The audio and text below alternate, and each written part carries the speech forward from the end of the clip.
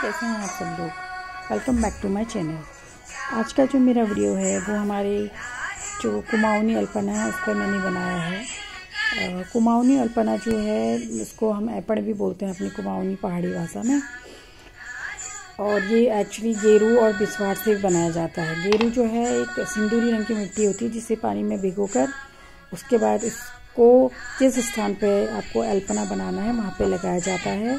और जब सूख जाता है तो उसमें चावल से बने बैटर से उसको अल्पना बनाया जाता है। बैटर में चावल का जो आटा होता है उसको पानी में भिगाया जाता है, उसको लिक्विडी फॉर्म बनाया जाता है।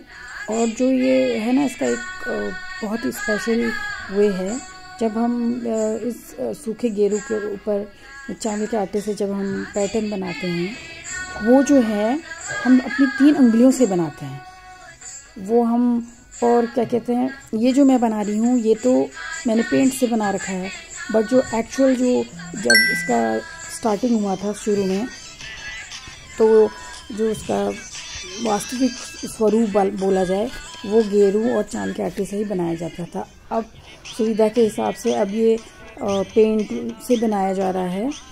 और सेकंड थिंग ये है कि जो हमारा ये कुमाऊं का जो ये ऐपण है,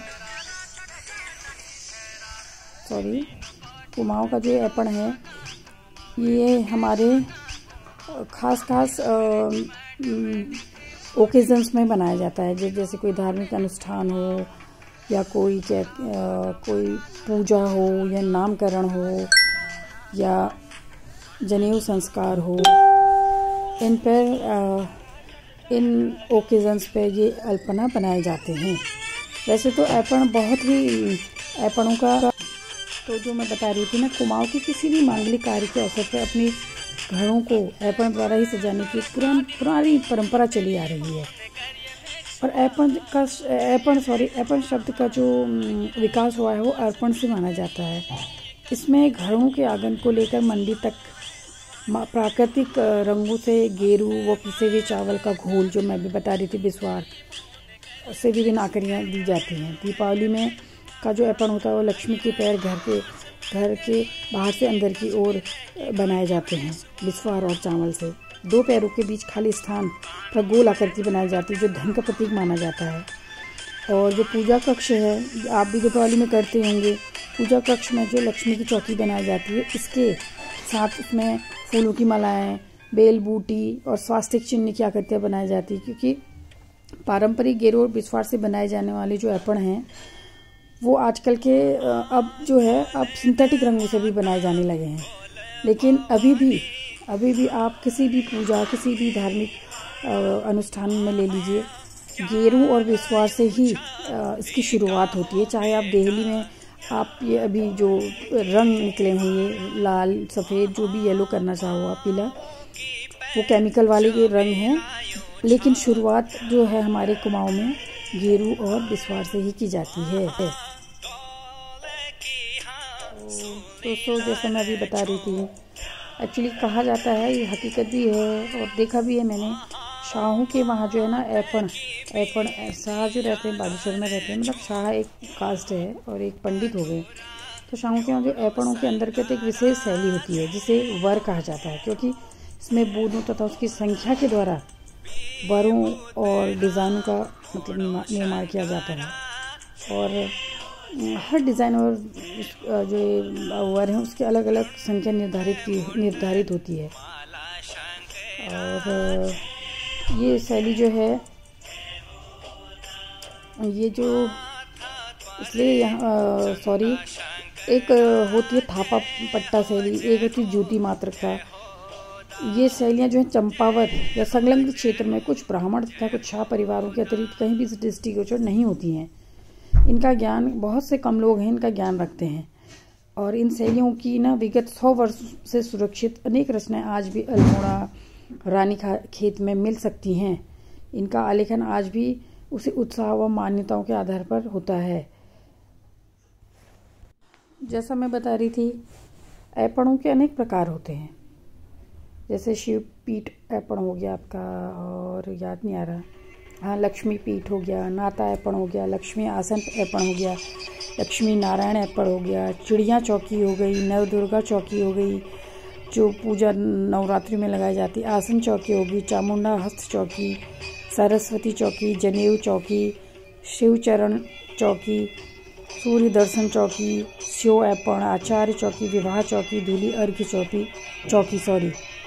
तो जो लक्ष्मी चौकी है ना, लक्ष्मी चौकी जो है ये उपरोक्त ऐपणों की पूजा पाठ, जनेऊ संस्कार, नामकरण या संस्कार, विवाह संस्कारों में इसका उपयोग किया जाता है और बिना लक्ष्मी के पद चिन्हों के ऐपण अधूरे माने जाते हैं।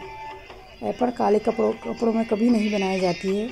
ये मुख्यतः उत्तराखंड की कुमाऊं की पहचान पिछोड़ा पर की जाती है। पहले हाथ से की जाती थी, अब तो खैर प्रिंटेड पिछोड़ा भी मिलने लग गए हैं। फिर हो गया, इसका विशेष यह है कि उत्तराखंड की जो लोक कला ऐपण के संरक्षण प्रचार प्रसार के लिए उत्तराखंड की ऐपण गर्ल मीनाक्षी खाती जो हैं उन्होंने बहुत महत्वपूर्ण योगदान दिया। आप ज़रूर देखिएगा, मीनाक्षी खाती, ऐपण गर्ल मीनाक्षी खाती, उनकी वजह से ही ये ऐपण प्रथा चली। फिर ये धीरे धीरे, अब तो कंपटीशन भी होता है इसका, ऐपण प्रथा का। हमारे बागेश्वर में जब नवरात्रि होती है तो उसके टाइम पे ये ऐपण प्रतियोगिता चलती है। प्रथम पुरस्कार मिलता है लोगों को, द्वितीय पुरस्कार मिलता है, जो जितना खूबसूरत बना सके। तो जितनी भी चौकियाँ हैं मैं ना उसका डिस्क्रिप्शन पर आपको लिंक दे दूँगी और हाँ, मैं लिंक दे दूँगी, सॉरी। अब तो मैं ये बताना चाह रही थी स्पेशली जो कुमाऊं, मतलब ये जो ऐपण है ना, ये कहाँ से आया। तो कुमाऊं के जो चंद शासक थे ना, कुमाऊं के जो चंद वंश की स्थापना के जो सूत्रपात थे, सॉरी, चंपात में सोमचंद से प्रारंभ होता है। सोमचंद तथा उनके 10 और वंशज थे जो मतलब इनके शासन के टाइम की ये बात है। इस काल की जो सबसे उल्लेखनीय बात यह है कि जब इंद्रचंद्र की चीनी राजकन्या से विवाह होना था ना, उस विवाह के कारण जो स्थानीय लोग थे वो विद्रोह कर रहे थे, अगेंस्ट थे। ऐसे मतलब हमारे जो बुजुर्ग हैं, हमारी दादा दादी, हमारे फादर मम्मी भी बताते हैं हमें। तो उस शासन काल से बाहर से आए हुए कुछ ब्राह्मण, क्षत्रिय, राजपूत लोगों को कुमाऊं से बाहर भगा दिया गया था, जिसके बाद यह लोग लगभग 200-300 या 200 से 240 वर्षों तक कुमाऊं में नहीं आ सकी। परंतु बाद में 1300 हिंदी में नहीं आ रहा है, 1367 या 1360, सॉरी मैं माफ़ी चाहती हूँ, 1364 में उन्हें फिर काली कुमाऊं में अपना राज्य स्थापित किया। इसमें सबसे ध्यान देने वाली बात यह है कि यहाँ के जो शासक राजपूत वर्ग, महरा, फड़त्याल, जिन्ना, जीना, जलाल, मनराल, रौतेला, रजवार आदि यह इस कला में समृद्ध नहीं हैं और न उनके सांस्कृतिक जीवन का ये अटूट अंग था। ऐपण और भित्ति कला जो है ना, जो ये कला है, इसके बारे में मतलब ये कुमाऊं में मात्र शाह और ब्राह्मणों में ही अपने संपूर्ण विकसित स्वरूप और जीवन के समस्त सांस्कृतिक कार्यकलापों की गहराई की हद तक जुड़ी हुई है। ऐसा बोला जाता है, ऐसा तो है नहीं। ये ब्राह्मणों में जो है पंत और जोशी अपना मूल स्थान महाराष्ट्र और गुजरात मानते हैं, जहाँ कहा जाता है कि सोमचंद्र 18वीं शताब्दी में गुजरात से यहाँ आकर बसे। दूसरी मान्यता है कि जो सोमचंद्र हैं, झूसी इलाहाबाद का राजकुमार था और बेस राजवंश से संबंधित था। तीसरी जनश्रुति कहती है कि सोमचंद्र कन्नौज के अंतर्गत नए राज्य की कामना हेतु कुमाऊं में आया था। यहीं से उनका आगमन हुआ और बद्रीनाथ यात्रा भी निर्मित हुई। तो ऐपणों के बारे में मैं यही कहूँगी कि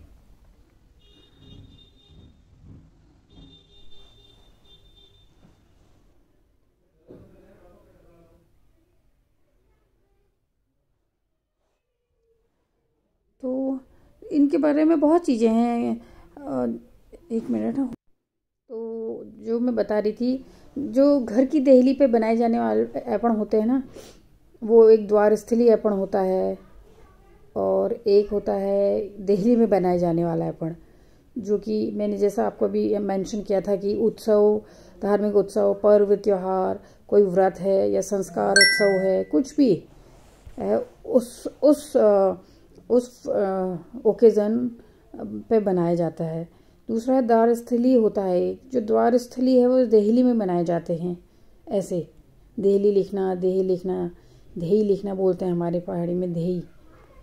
तो आई होप कि आपको मेरा वीडियो अच्छा लगेगा और प्लीज़ इसको एंड तक ज़रूर देखिएगा और सब्सक्राइब करिएगा, शेयर भी करिएगा, लाइक भी करिएगा, बेल आइकन को भी ज़रूर दबाइएगा और कमेंट सेक्शन पर ज़रूर बताइएगा कि आपको मेरी इन्फॉर्मेशन कैसी लगी।